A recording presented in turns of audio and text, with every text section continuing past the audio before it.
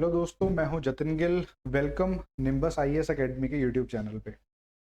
तो देखिए, जैसे हमने अभ्यास सीरीज अभी थोड़ी देर पहले ही शुरू करी थी, जो कि टारगेट करती है इस साल के प्री को, और प्री एचएएस का भी, यूपीएससी के दोनों प्री को टारगेट करती है। तो मेरा कंपोनेंट जो पॉलिटी का है, उसमें मेरा था कि मैं 10 मोस्ट एक्सपेक्टेड क्वेश्चंस आपको कराऊंगा। तो कोशिश यही रहती है कि आपको अलग वैरायटी के क्वेश्चंस दिए जाएं और 10 जो एक्सपेक्टेड क्वेश्चंस मैं दूंगा वो पेपर में आए और टॉपिक वाइज आपकी कवरेज हो जाए। तो आज का टॉपिक जो मोस्टली कवर हम करेंगे वो इलेक्शन बेस्ड होगा। जैसे आपने देखा कि रिसेंटली अभी राहुल गांधी का केस हुआ है, और भी काफी केसेस आ रहे हैं सामने, जैसे कि डिस्क्वालिफिकेशन का केस, डिफेमेशन का केस, और साथ के साथ नेशनल पार्टी का जो केस आ रहा है। एक नेशनल पार्टी रिसेंटली एक नई आई है हमारे जो नेशनल पार्टीज के लिस्ट में ऐड हुई है। तो इन सब चीज़ों से हमने आपके लिए 10 जो क्वेश्चंस बनाए हैं वो प्रीवियस ईयर क्वेश्चंस इंक्लूडिंग, वो हमने बनाया है आपके लिए इलेक्शन पे बेस्ड। तो थोड़ा सा जो आज का टॉपिक रहेगा वो इलेक्शंस पे थोड़ा सा ज़्यादा बेस्ड रहेगा। ठीक है जी, तो चलिए चलते हैं आगे। फर्स्ट क्वेश्चन देख लीजिए और एक बार इसको अटेम्प्ट कर लीजिए, फिर इसको डिस्कस करते हैं। एनी इंक्लूजन और exclusion of any caste or tribe from the list of SCs and STs can be done by।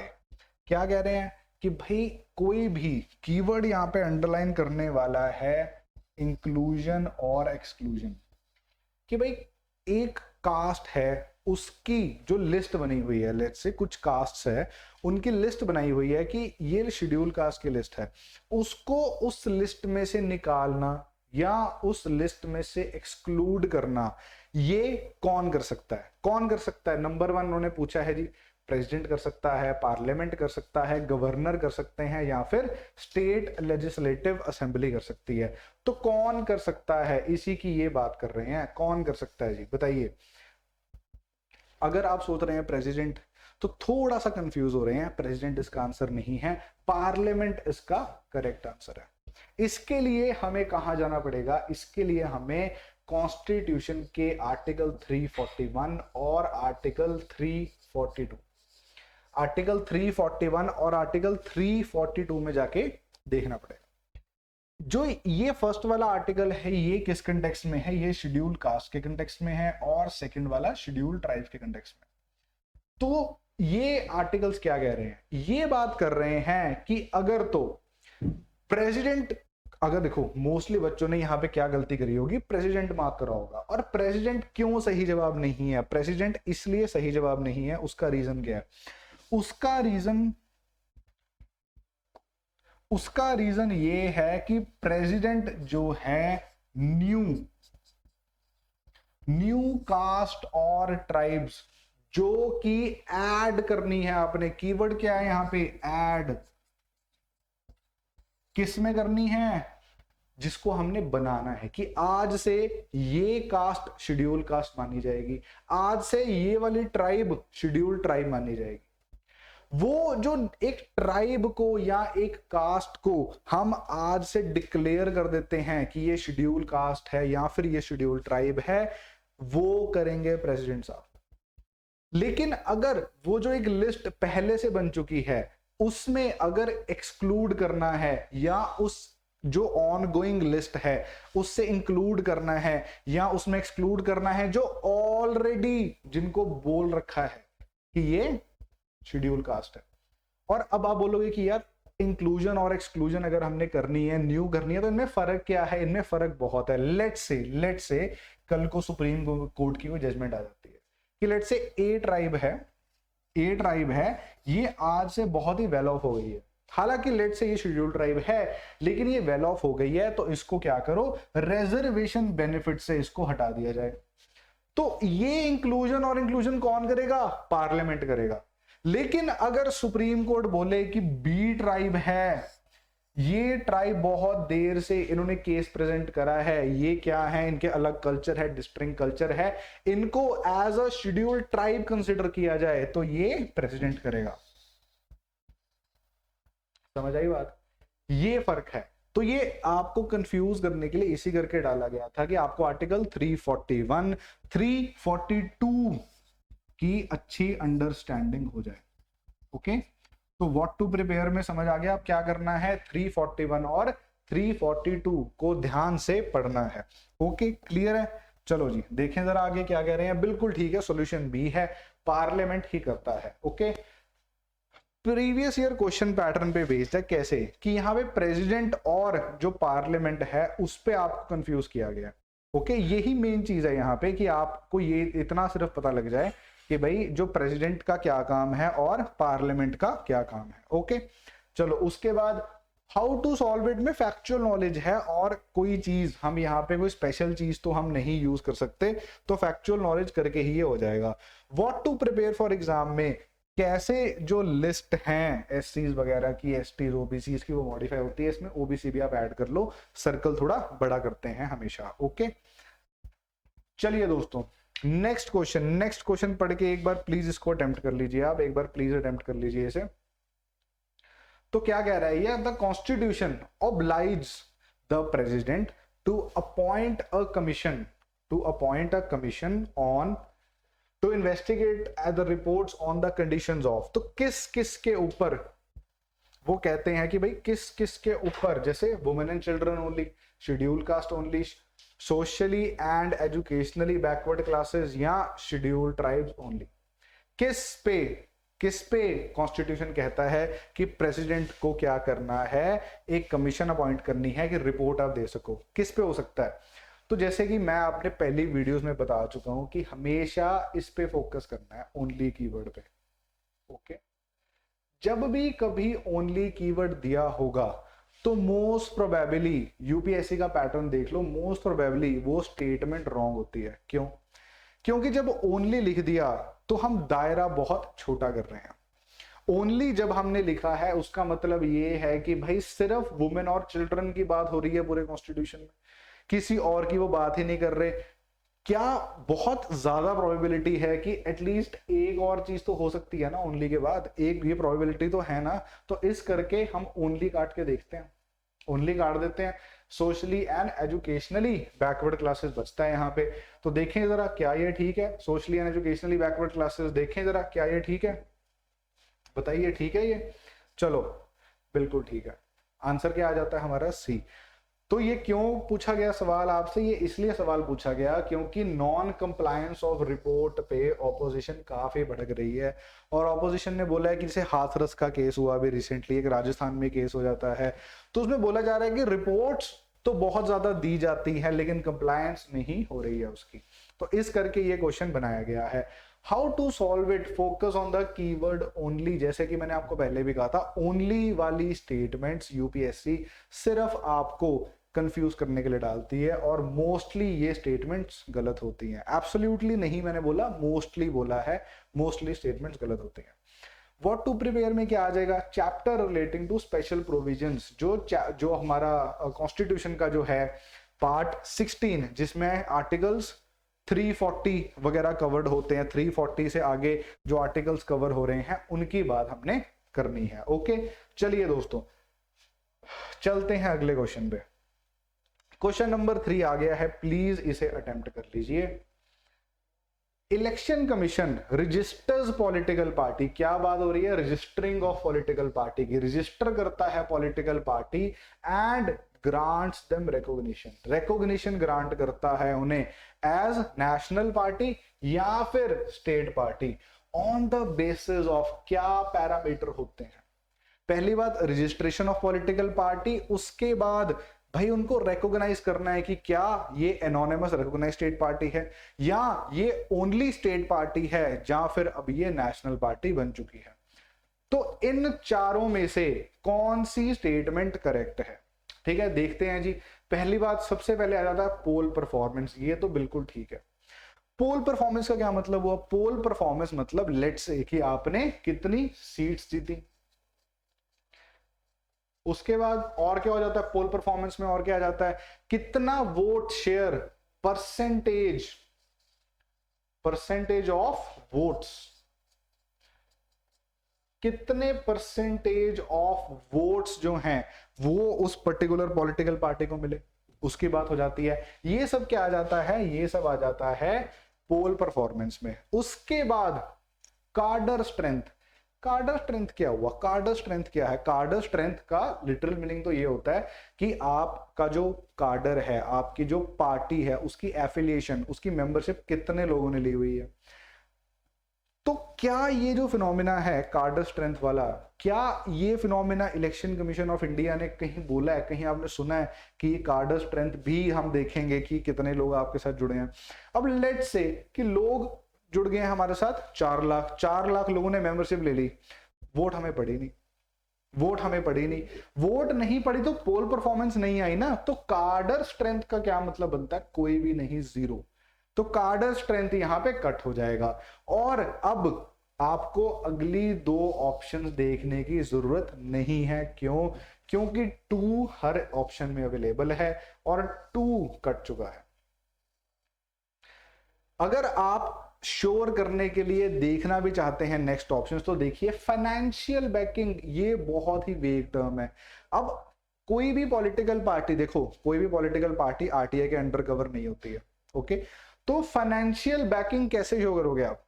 Financial backing कैसे शो करोगे आप? आपको बताना पड़ेगा ना कि कौन फाइनेंशियल बैकिंग आपके कर रहे हैं, ये तो पॉलिटिकल पार्टी कभी भी नहीं करेगी, तो ये भी गलत हो गया। नंबर ऑफ इलेक्शन कॉन्टेस्टेड, क्या फर्क पड़ता है उससे? जीते कितने हो उससे फर्क पड़ता है ना, कंटेस्ट तो जितने मर्जी करो।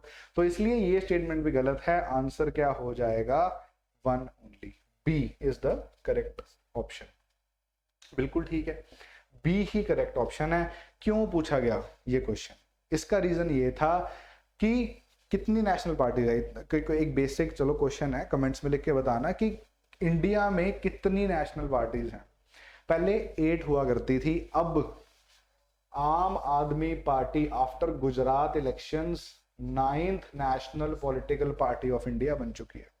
9th नेशनल पार्टी जो है आम आदमी पार्टी बन चुकी है, रिकॉग्नाइज करा गया था इलेक्शन कमीशन द्वारा, उसी के रिलेटेड में हमने ये क्वेश्चन बनाया है आपके लिए।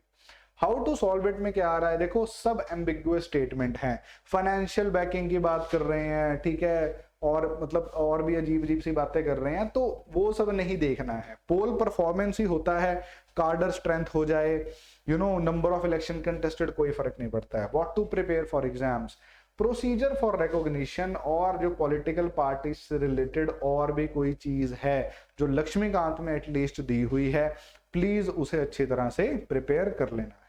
ओके, चलो जी नेक्स्ट क्वेश्चन पे चलते हैं जी। Next question, question number 4, please इसको रीड कर लीजिए, स्टेटमेंट थोड़ी इसकी बड़ी है। The detailed provisions for the conduct of elections to the house of parliament, okay, और to the house or houses of the legislature of each state, the qualification and disqualification of the membership of these houses, qualification और disqualification की भी बात कर दी, corrupt practices की भी बात कर दी, the corrupt practices and other election offences are mentioned in. तो इतनी बड़ी स्टेटमेंट इन्होंने दी है और बोला है, पहली बात क्या है? पहली बात यह है कि जो कंडक्ट ऑफ इलेक्शंस होता है उसकी प्रोविजंस, उसके बाद बोला है कि qualification, disqualification, corrupt practices, election offences, इन सब की प्रोविजंस इन चारों में से किसके अंडर मेंशन की गई है, एक्सप्लेन्ड है, दी गई है, स्पेसिफिकली मेंशन्ड है। First is constitution of India, इसको हम काट सकते हैं, इसको तो हम काट सकते हैं। क्यों? क्योंकि आर्टिकल 324 है, आर्टिकल 324 में इलेक्शन कमीशन की बात करी गई है, लेकिन उसमें ये नहीं कहा है, स्पेसिफिक रूल्स की बात नहीं करी गई है कि भाई अगर कोई डिस्क्वालीफाई हो रहा है, ये हो रहा है, तो आप कॉन्स्टिट्यूशन को रेफर नहीं करोगे। कॉन्स्टिट्यूशन ने पावर दी है पार्लियामेंट को to enact a act, enact an act, कि आप एक एक्ट बनाइए जिसमें ये सब चीजें कवर होगी। ओके, ये बात यहां पे हो रही है। उसके बाद आ जाता है लास्ट पॉइंट, देखो पहले, क्योंकि ये दोनों तो चलो कंफ्यूजिंग रहेगा ही, ये दोनों तो कंफ्यूजिंग है ही शुरू से। लास्ट देखते हैं डीलिमिटेशन एक्ट, इसको भी काट दीजिए। क्यों? डीलिमिटेशन एक्ट किस लिए होती है? वो स्पेसिफिकली डीलिमिटेशन के लिए है। डीलिमिटेशन क्या होता है? बाउंड्रीज बनाना, कि भाई कॉन्स्टिट्यूएंसीज हैं, लेट्स से अभी जम्मू कश्मीर में डीलिमिटेशन का इशू बहुत ज्यादा हॉट था। क्यों?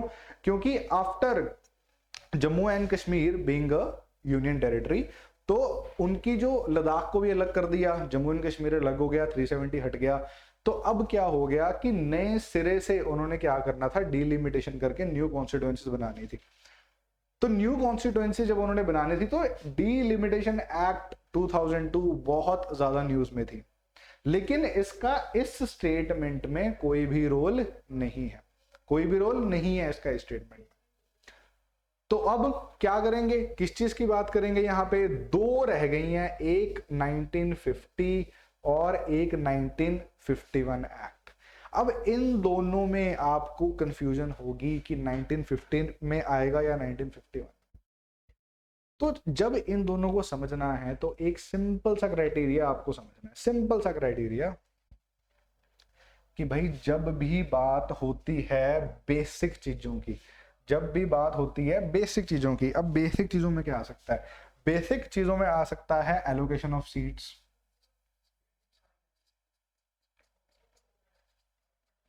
एलोकेशन ऑफ सीट्स की बात हो सकती है। बेसिक चीजों में और क्या आ सकता है बताइए, बेसिक चीजों में आ सकता है qualification of voters,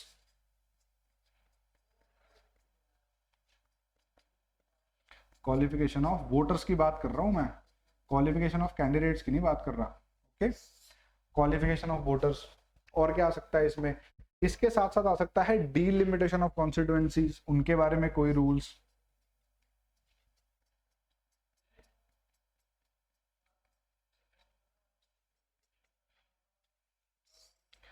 delimitation of constituencies.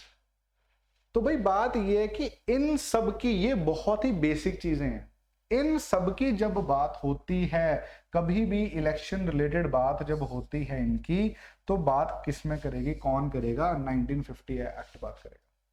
तो 1950 एक्ट है वो बिल्कुल बेसिक्स, जैसे एलोकेशन ऑफ सीट कैसे होगी, क्वालिफिकेशन क्या होगी, manner of filling of seats किसकी, राज्यसभा की, ये सब चीजें जब हम इन सब चीजों की बात करते हैं तो वो 1950 एक्ट में। अब 1951 में क्या आएगा, ऑल दीज थिंग्स जो यहाँ पे क्वेश्चन स्टेटमेंट में गई है, ये सब चीजें आ जाएगी आपकी 1951 एक्ट में। तो भाई इतना सा समझना है कि बेसिक चीजें जो हैं सारी, जो कि कैंडिडेट से डायरेक्टली रिलेटेड नहीं है, वो 50 में आ रही है, और जो कैंडिडेट से रिलेटेड है डायरेक्टली वो 1951 में आ रही है। ओके, क्लियर है। तो आंसर क्या होएगा, इसका आंसर हो जाएगा सी। सी क्या है, 1951 एक्ट। देखिए जरा, ठीक अटेम्प्ट करा हमने, ठीक है जी, बिल्कुल ठीक अटेम्प्ट करा हमने, इसका आंसर है सी। तो क्यों आया ये क्वेश्चन, प्रीवियस ईयर क्वेश्चन के पैटर्न पे ये पूछा गया है। जैसे कि मैंने आपको बताया कि यूपीएससी को फेवरेट क्वेश्चंस हैं ऐसे क्वेश्चंस पूछना। हाउ टू सॉल्व इट, अब इसमें बेसिक नॉलेज की बात आ गई है। बेसिक नॉलेज कैसे कि भाई 1950 और 51 में क्या फर्क है, बाकी दो ऑप्शंस तो ऐसे ही एलिमिनेट हो रहे थे। For to prepare for exams, difference between the provision of these act, जो कि मैं अभी आपको 5 मिनट पहले बता के हटा हूं। तो ये सब चीजें अलग अलग देख लेनी है आपने। चलो जी, क्वेश्चन नंबर 5 अटेम्प्ट करेंगे। क्वेश्चन नंबर 5 क्या कह रहा है, which of the following bills must be passed by each house of the Indian parliament, parliamentary separately by special majority. तो भाई इंडियन पार्लियामेंट है, यहाँ पे इंडियन पार्लियामेंट जो है वो स्पेशल मेजोरिटी के साथ सेपरेटली जो हाउसेज हैं उसके, each house of the parliament जो है मतलब लोकसभा और मतलब दूसरा क्या है राज्यसभा, बोथ हाउसेज में सेपरेटली बिल पास करना है। वो इन चारों में किस पे हो सकता है, तो फर्स्ट ऑप्शन हमारे पास ऑर्डिनरी बिल है। बताइए ऑर्डिनरी बिल को क्या ईच हाउस में सेपरेटली स्पेशल मेजोरिटी के साथ पास करना पड़ता है, बिल्कुल नहीं। और ऑर्डिनरी बिल के लिए तो स्पेशल मेजोरिटी है ही नहीं, तो नॉर्मल मेजोरिटी के साथ पास हो जाता है। अब बचता है मनी बिल। मनी बिल के लिए स्पेशल मेजोरिटी चाहिए होती है, लेकिन क्या सेपरेटली चाहिए होती है, नहीं, सिर्फ लोकसभा की चाहिए होती है। ओके, ये भी कट गया। फाइनेंस बिल का भी सेम है, फाइनेंस बिल का भी सेम है, वो भी कट जाता है। तो अब ये देखो कि जो कॉन्स्टिट्यूशनल अमेंडमेंट बिल है, जो कॉन्स्टिट्यूशन अमेंडमेंट बिल है वो कैसे होता है। कॉन्स्टिट्यूशन अमेंडमेंट बिल का क्राइटेरिया क्या है, एक तो जो टू थर्ड वाला क्राइटेरिया है, जो स्पेशल मेजोरिटी होती है 2/3 वाली, वो यहां पे आ जाएगी। उसके बाद each house each house need to separately pass that. ऐसा नहीं है कि लोकसभा ने पास कर दिया है और मनी बिल की तरह राज्यसभा नहीं करेगा। ओके, और अगर लेट्स से कि लोकसभा ने पास कर दिया, it has deemed to be pass in the Rajya Sabha, ऐसा नहीं है। तो दोनों को अलग अलग सेपरेटली क्या करना पड़ेगा, सेपरेटली पास करना पड़ेगा। ओके, तो आंसर क्या है इसका, D, constitutional amendment bill. Answer क्या है, डी, बिल्कुल सही। तो ये क्या है, ये एक प्रीवियस ईयर क्वेश्चन है। तो क्या इसको देख के अब नहीं लग रहा कि नहीं भाई, जो मैं क्वेश्चंस हम पीछे आपके लिए लेके आ रहे हैं, जो based on previous year question pattern मैं कहता हूं, क्या वो लग नहीं रहा कि बिल्कुल ही ऐसे पैटर्न पे आ रहे हैं? बिल्कुल ठीक है, ऐसा ही है। ओके, तो कैसे क्वेश्चन सॉल्व हुआ, ये एलिमिनेट करा है by using basic knowledge. Basic knowledge कैसे, बेसिक नॉलेज ऐसे कि सिर्फ और सिर्फ कॉन्स्टिट्यूशनल अमेंडमेंट है जिसको सेपरेटली पास करवाना पड़ता है दूसरे हाउसेस में, और किसी की तो कंपल्शन ही नहीं है ना, वो भी स्पेशल मेजोरिटी से, किसी की कंपल्शन नहीं है। What to prepare for exam, हाँ, आर्टिकल 108। आर्टिकल 108 में क्या है, आर्टिकल 108 में जॉइंट सिटिंग के बारे में बात हुई है कि जॉइंट सिटिंग किन किन चीजों के लिए हो सकती है, किन किन बिल्स के लिए हो सकती है, वो बात हुई है। 368 तो सबको पता है, अमेंडमेंट जो होती है उसका प्रोसेस है, कॉन्स्टिट्यूशनल अमेंडमेंट का प्रोसेस है। ठीक है जी, चलते हैं क्वेश्चन नंबर 6 पे। The model code of conduct for the guidance of candidates and political parties comes immediately into effect. तो ये पूछा है कि जो एमसीसी है, मॉडल कोड ऑफ कंडक्ट, कब इफेक्ट में आता है, कब इफेक्ट में आएगा, यहां पे उसकी बात करी गई है। ओके, फर्स्ट क्या है, after ECI announces the election schedule in a major press conference. Second क्या है, after the ECI issues a specific order enforcing the MCC. तो इसको एक बार अंडरलाइन कर लेते हैं, स्पेसिफिक ऑर्डर की बात करी है। Automatically exactly 1 month before the election date, none of the above। Okay, तो इसमें से एक तो हम ये none of the above तो पहले काट देते हैं। क्यों, क्योंकि हमें लग रहा है कि 3 स्टेटमेंट्स में से कोई एक स्टेटमेंट तो सही हो सकती है। अब अगर 3 स्टेटमेंट दी हैं और बहुत क्लोजली रिलेटेड दी हैं, तो बहुत कम प्रोबेबिलिटी होगी कि नन ऑफ द अबव हो। नन ऑफ द अबव तो होता अगर ये स्टेटमेंट्स जो आपस में दी हैं इनमें डिफरेंस बहुत कम होता, इनकी जो रिदमिक साउंड है जिससे जो बात कर रहे हैं ना। अब देखो यहाँ पे कहा है कि ईसीआई अनाउंस करती है तो होएगा, यहाँ पे लिखा है इश्यू स्पेसिफिक ऑर्डर देती है, तो क्लियर तो कर रहे हैं ना कि इन तीनों में से एक है। ये एनालिसिस इतना आप करेंगे और एक ऑप्शन को कट कर देंगे। अब देखना ये है कि क्या आरपीए से कुछ आपको याद आ रहा है, रिप्रेजेंटेशन ऑफ पीपल एक्ट 1951 में कुछ याद आ रहा है कि भाई क्या उसने कुछ बात करी है एमसीसी की? तो अगर आपको याद आ रहा है तो आपको यह पता होगा कि एमसीसी जो है वो है क्या असल में।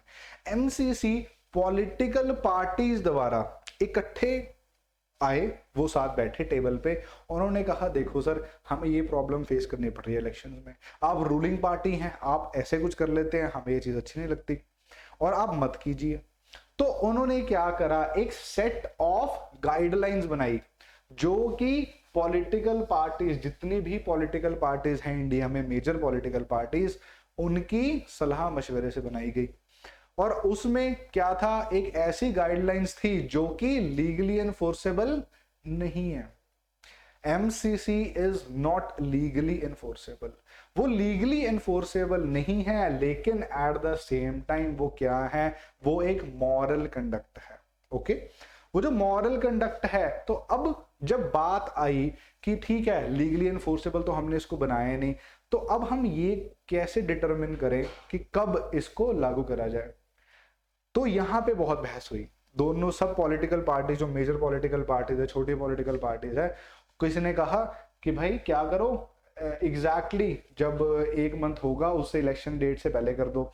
फिर इशू उठा कि अगर हम exactly 1 month before the election date से कर देंगे उस टाइम पे, तो कौन सोचेगा कि इलेक्शंस के 1 मंथ पहले डेट क्या है। जिस दिन अनाउंसमेंट हो गई तो हमेशा ऐसे ही होगा ना कि जब भी अनाउंसमेंट होगी फिर हमें 1 मंथ बाद ही करना पड़ेगा। एक हम अपने ही पैरों में बेड़ियां डाल रहे हैं, अपने पे भी कंस्ट्रेंट डाल रहे हैं। तो ये क्या हुआ, इस ऑप्शन को रिजेक्ट कर दिया गया। तो ये क्या है, ये गलत ऑप्शन है। एग्जैक्टली 1 मंथ बैक लॉजिक ही नहीं बनता। ओके, उसके बाद क्या बोला गया कि भाई ईसीआई क्या करेगा, स्पेसिफिक ऑर्डर निकाल देगा एनफोर्सिंग द एमसीसी। तो जब ये बात हुई तो पॉलिटिकल पार्टीज कहते हैं जो लीगली एनफोर्सेबल ही नहीं है, एमसीसी लीगली एनफोर्सेबल नहीं है, जो लीगली एनफोर्सेबल ही नहीं है आप उसको एनफोर्स कैसे करवाओगे बताइए, अब उसको एनफोर्स कैसे करवाओगे। तो यहां पे क्या हुआ, यहां पे ये भी गलत हो गया, तो ये स्टेटमेंट भी गलत है। बचती कौन सी है, फर्स्ट स्टेटमेंट, कि भाई जब ईसीआई एक प्रेस कॉन्फ्रेंस करती है और अनाउंस करती है इलेक्शन का schedule, from that press conference, the day press conference होती है, जब होती है, तब से एमसीसी शुरू हो जाता है, तब से एमसीसी शुरू हो जाता है। ओके, तो यही बात है, A is the right answer. Okay, so the solution is A. Debates regarding MCCs enforcement बहुत ज्यादा आ रही है कि एनफोर्सेबल होना चाहिए, लीगली कुछ लॉ बना देना चाहिए, जो एमसीसी को कुछ एमसीसी एक्ट बना देना चाहिए, ऐसी सी बातें काफी हो रही है। तो ये तो फैक्चुअल नॉलेज था, और साथ में जैसे मैंने एनालिटिक्स आपको बता दिया है, क्योंकि ये था, मैंने यही सोचा था कि फैक्चुअल नॉलेज से निकलेगा, बट जब मैंने अभी क्वेश्चन देखा तो मेरे को ऐसा लगा कि नहीं, कुछ तो इसमें हो सकता है, कुछ तो टेक्निक लग सकती है, तो मैंने कुछ टेक्निक लगाने की कोशिश करी है। What to prepare for exam में आ जाएगा कि ईसीआई की वेबसाइट, अभी देखो जब मैं ये क्वेश्चन बना रहा था तो मैंने क्या देखा कि मैं ईसीआई की वेबसाइट पे गया, वहां पे काफी सारी चीजें आपके ओपन डोमेन में दी गई हैं, और वो जो चीजें ओपन डोमेन में दी गई है ना, वहां पे आपको ये देखना जरूरी है कि उन्होंने ना एफएक्यूज बहुत अच्छे दिए हुए हैं, और वही एफएक्यूज डायरेक्टली यूपीएससी हो गया, एचपीएस हो गया, एचसीएस हो गया, डायरेक्टली उठा के पूछ लेते हैं। जैसे कि रिटर्निंग ऑफिसर कौन होता है, जैसे कि पोलिंग इंचार्ज कौन होता है, बाई इलेक्शन क्या होते हैं, ये सब चीजें उन्होंने एफएक्यूज में दे रखी है। तो प्लीज आप इनकी वेबसाइट पे जाके वो सब चीजों के नोट्स बनाने का तो चलो टाइम नहीं है, एक बार देख के रट ही लेना एटलीस्ट। ओके, ठीक है जी, चलो चलते हैं आगे। हाँ जी, consider the following statements regarding elections. Elections के रिगार्डिंग जो स्टेटमेंट्स हैं उनको देखो। पहली स्टेटमेंट क्या कह रही है कि for contesting an election a candidate a person need not be registered as a voter. उसके बाद a registered voter can contest an election to Lok Sabha from any constituency in the country. पहली स्टेटमेंट देखिए, पहले तो ये बताना है कि दोनों में से कौन सी सही है। पहली स्टेटमेंट देखिए, for contesting an election as a candidate a person need not to be registered as a voter. तो खुद सोच के देखो, जो आदमी रजिस्टर ही नहीं हो रहा as a voter, I am sorry, as a voter का मतलब क्या है कि उसका इलेक्टोरल रोल में नाम आ रहा है, और आरपीए के अंडर ये प्रोविजन है कि जब तक आपका इलेक्टोरल रोल के अंदर नाम नहीं आता, जब तक आप खुद एलिजिबल नहीं हो वोटर बनने के, तब तक आप क्या नहीं कर सकते, तब तक आप खुद कैंडिडेट नहीं बन सकते। तो यहां पे ये बात हो रही है। तो क्या ये स्टेटमेंट ठीक है, need not to be registered as a voter? गलत है।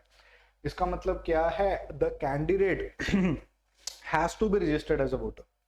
वो पहले रजिस्टर होना चाहिए, इलेक्टोरल रोल में उसका नाम होना चाहिए।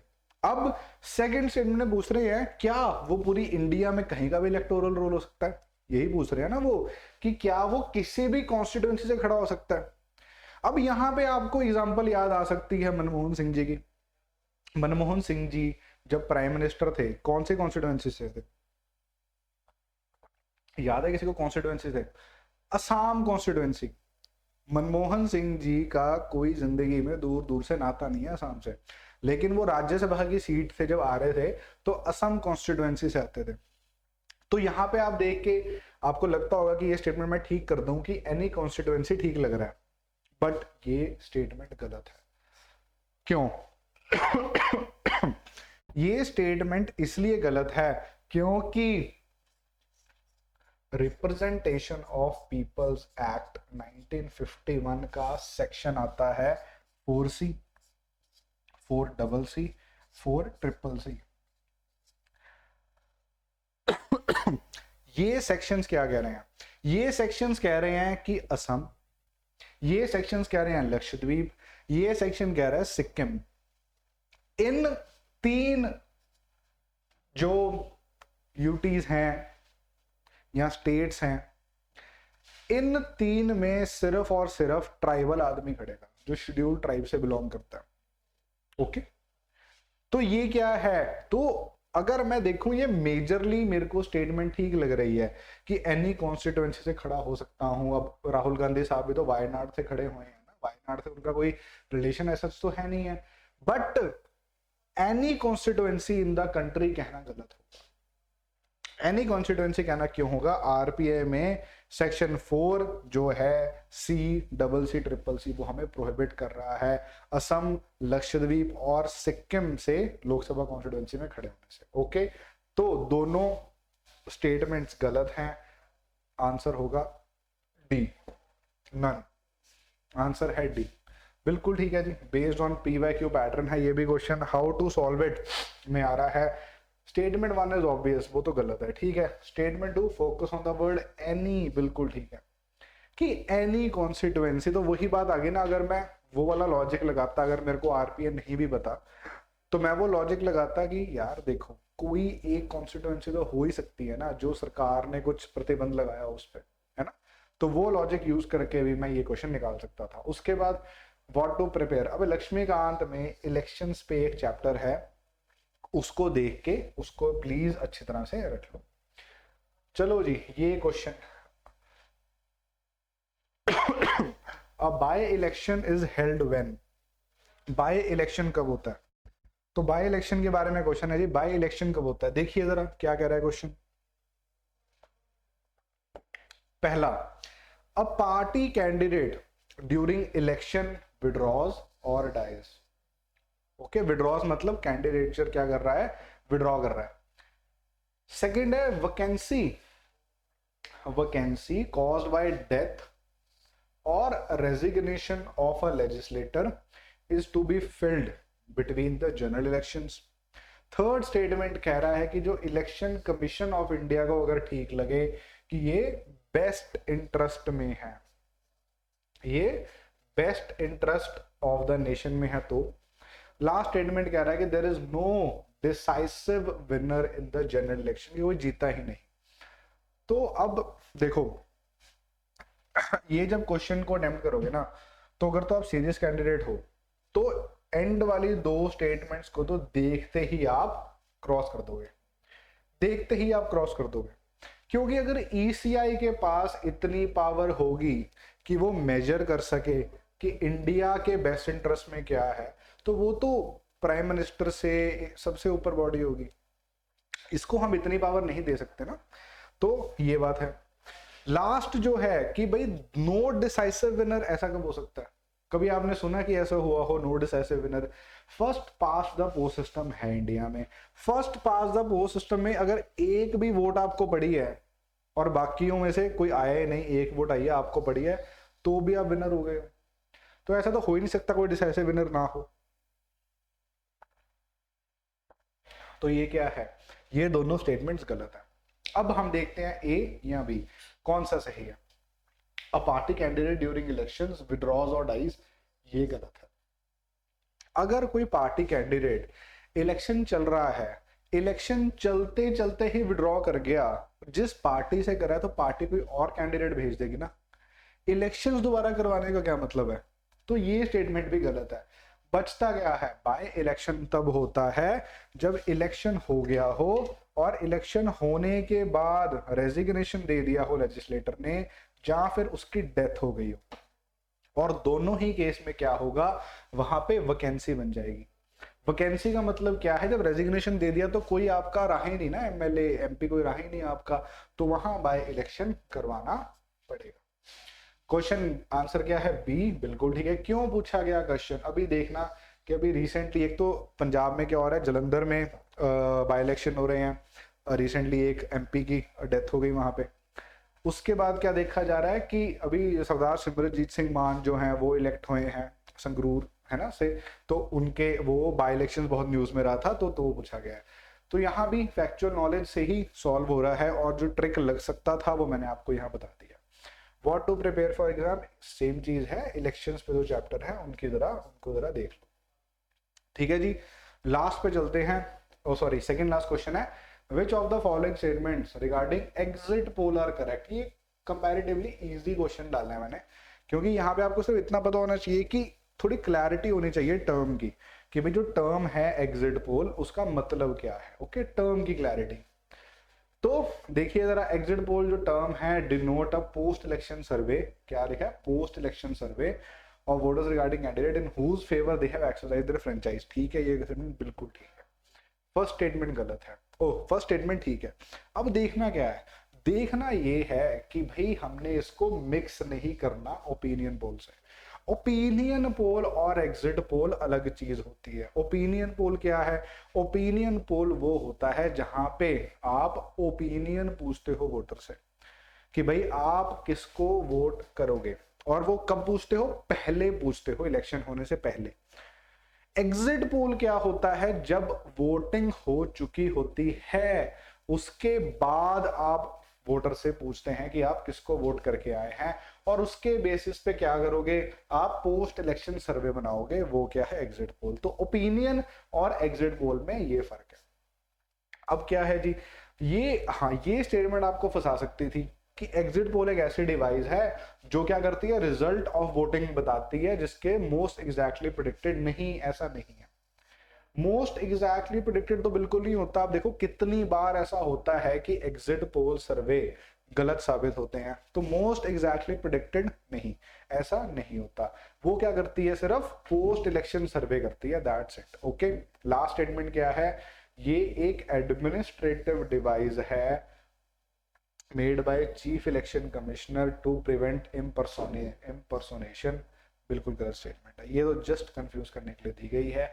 आंसर क्या है यहाँ पे, ए। ओके, आंसर क्या है यहाँ पे, ए। तो प्रीवियस ईयर क्वेश्चन के पैटर्न पे बेस्ड है, basic knowledge of okay sorry, ये गलत लिखा हुआ है यहाँ पे करना क्या है आपको, देखो यहाँ पे आपको क्या तैयार करना है ना, यहाँ पे आपको एक बेसिक सी चीज तैयार करनी है। अंडर सेक्शन 126A, जो 126A सेक्शन है आरपीए का, उसमें एग्जिट पोल्स की बात की गई है। और क्या बोला गया है, याद ये रखना है, 126 में बोला गया है कि एग्जिट पोल्स जो हैं they are banned. Exit polls को बैन करा गया है, कब तक, एग्जिट पोल्स को कब तक बैन करा गया है, तब तक बैन करा गया है ड्यूरिंग द पीरियड मेंशन्ड। मतलब जब तक इलेक्शन कमीशन हर इलेक्शन से पहले जब वो प्रेस कॉन्फ्रेंस करती है, बात करती है, तो वो बताती है कि भाई आप कब एग्जिट पोल कर सकते हैं, कब नहीं कर सकते। ओके, तो ये बात है, 126A आपने जरूर याद रखना है।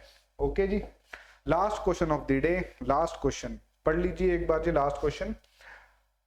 Consider the following statements with reference to union government. Okay, union government. Constitution of India provides that all cabinet members, all को underline कर दो, all cabinet members shall be the sitting members of Lok Sabha only. हाँ जी दोस्तों, only आ गया तो ठीक होगा, गलत होगा। सेकंड स्टेटमेंट पढ़ लेते हैं, union cabinet secretariat operates under the direction of Ministry of Parliamentary Affairs।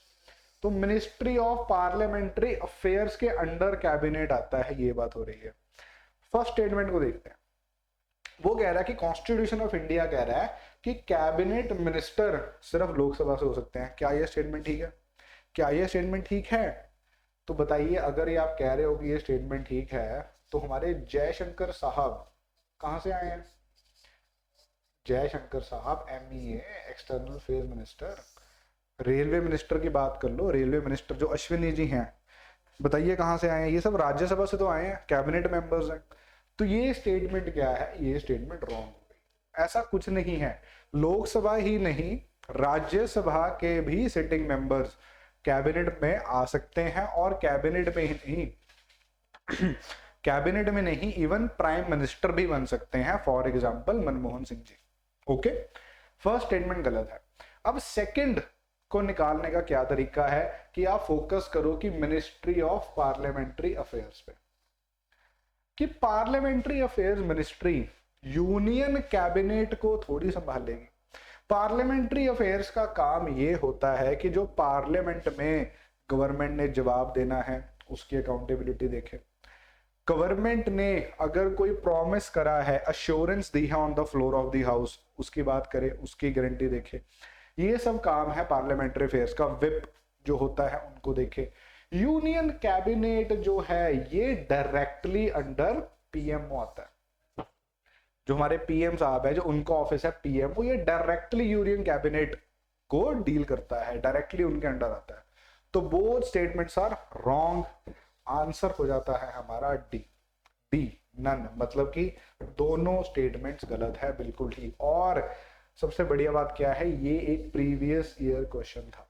तो ऐसे ही क्वेश्चन थोड़े बहुत कंफ्यूज करने के लिए आपको यूपीएससी पूछ रही है।